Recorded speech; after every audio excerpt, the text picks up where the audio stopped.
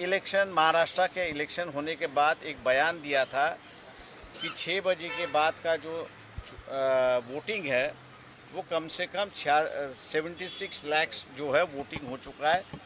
76 lakh voting हो चुका है, ऐसी उन्होंने जानकारी दी थी। हम लोग ने बीच में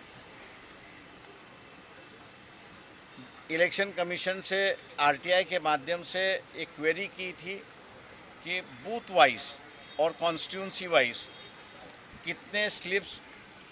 डिस्ट्रीब्यूट गए थे, टोकन कितने स्लिप डिस्ट्रीब्यूट गए थे 6 बजे के बाद,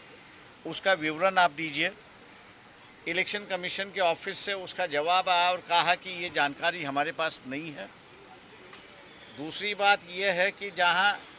पोलिंग वोट और काउंटेड वोट इनमें जब डिफरेंस आता है तो इलेक्शन कमीशन की ही गाइडलाइन है कि रिटर्निंग ऑफिसर ऐसे वक्त में इलेक्शन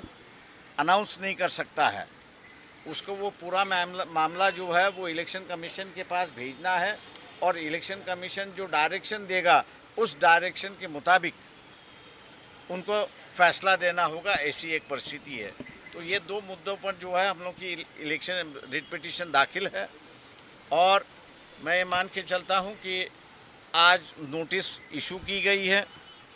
सेंट्रल गवर्नमेंट को, यूनियन ऑफ इंडिया को नोटिस इशू की गई है,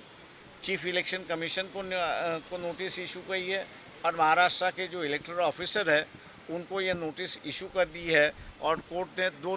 2 हफ्ते के अंदर उनसे जवाब मांगा है। 2 हफ्ते के बाद ये दोबारा कोर्ट के सुनवाई पर आ जाएगी और उस वक्त मेरे ख्याल से फाइनल हियरिंग की शुरुआत होगी, ऐसा मुझे लगता है। मैं तमाम राजनीतिक दल महाराष्ट्र के जो है उनसे विनती करता हूं कि हमने जो है ये 75 लाख वोट का इशू जो है वो कोर्ट के सामने लाया हुआ है। राजनीतिक दलों ने भी इसमें इंटरेस्ट लेना चाहिए और एक जॉइंट एक्शन अगर होता है तो मैं मान के चलता हूं कि एक परिस्थिति अच्छी उभरेगी, ऐसी बात है। इलेक्शन कमीशन हमेशा कहता है कि हमने पारदर्शक तरीके से इलेक्शन किया है। मैं उनसे ये रिक्वेस्ट करूंगा